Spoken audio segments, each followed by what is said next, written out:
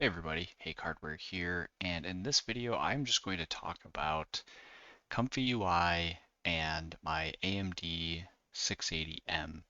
So I was looking at, before I was using LM Studio with this, and it's great for text and chat, and it seems very usable, but I wanted to know if it could also produce images that were halfway decent in a halfway decent amount of time, and I tried installing ComfyUI. Doesn't work. I'm totally new to ComfyUI, by the way. I'm not very familiar with how to get it set up. The workflows seem really overwhelming, but actually it's pretty easy. And I'll just say it now. I'm going to create a couple videos on this that are more in depth, along with like a getting everything set up because it was pretty complicated. So what I wanted to do is just kind of show what this mini PC can do because I was really surprised. Just like with the text chat with LM Studio, with ComfyUI, it works really well, but there is a bit of setup. So I found this ComfyUI ZLUDA, I believe that's how it's pronounced, ZLUDA. This has basically allows AMD to work with CUDA. So there's a lot of things that you have to do to get it set up though, and it was a total pain. So I ended up using this 6.4.2 or 6.2.4. Worked really well for me. It has 680M here. I didn't use the legacy installer. I believe that's for 5.7.1, but we're going to go through basically all of this in another video. We're going to go through it step by step, make it super easy. I'm going to have a install guide of my own that's based off this that's just a little bit easier because I stumbled over this pretty badly. It took me quite a while. But let's take a look at some of the images. So I'm just using the default prompt. That's why there's this girl with oranges and like every single thing. But not knowing really anything about image generation, I had no idea like what models to use. I ended up using this Dream Shaper 8. I started out with some of these models that are like way too powerful for what I have. They actually ran, it just took forever. So if we scroll down here, the first one I did took 1500 seconds. So that was like, I mean, the image is actually really nice. This looks great, but I didn't want to wait that long. And then the next one took even longer.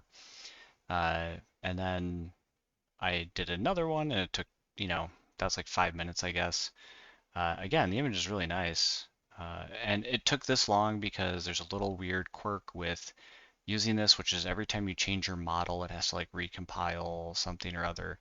So the first image you generate takes like way longer. This was the second image I generated, which was it's 512 by 512, took 33 seconds. So like this is fantastic. Like this is really usable in my mind. And this is just one model, Dream Shaper 8. And here's a few more. I upped it to 768 by 768, and you can see it took 3 times as long, but it's a much bigger image versus like this one. And then I did 1024 by 1024, and it took about twice as long as a 768. There's some weird quirks with this one. The hand down here is kind of messed up, and the oranges aren't exactly round everywhere, but all the other ones actually turned out pretty good. Like this is super legit. And I've never built one of these workflows before, but it was pretty easy. So we'll go over that in the video where I'm going to explain a little bit how all this works and how I got it set up.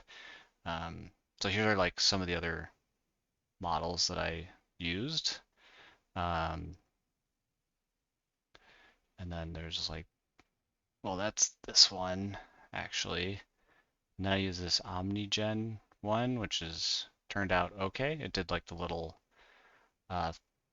cat thing, but let's actually run another one here. Just I want to kind of show you how it works. I want to show you actually like how well the resources get handled. So here's the command prompt, and this is actually it like running, and you can see like it getting the prompt and it just going through and creating the images. So it's all kind of like runs in the CLI over here. And so if we were to just hit the, let's just minimize, it's hard, I don't have a lot of screen real estate, but you just hit the run button here and that kicks everything off. But let's do 512, so it runs fairly quick. And then we'll click run. And if I bring up the command prompt, you can see that it's already cranking this thing out, 1.25 iterations a second. And if we bring up our task manager and we hide the window, not the window capture, the command prompt, where is the task manager? It's not showing. There we go. So we can see it loads the whole model like pretty easily. We're only using 9.1 gigabytes, and system memory is doing really good. And we're just cranking the compute for just a little bit, and it's already done, which is why you can see like everything chilling out already. So if I were to remove the task manager here, and there we go. So 29.23 seconds, and like, again, that's really good. Let me just have ChatGPT give me an interesting positive and negative prompt for Dream Shaper 8. I'm terrible at coming up with prompts. This is like, I think I could maybe reuse. Yeah, I could probably reuse this.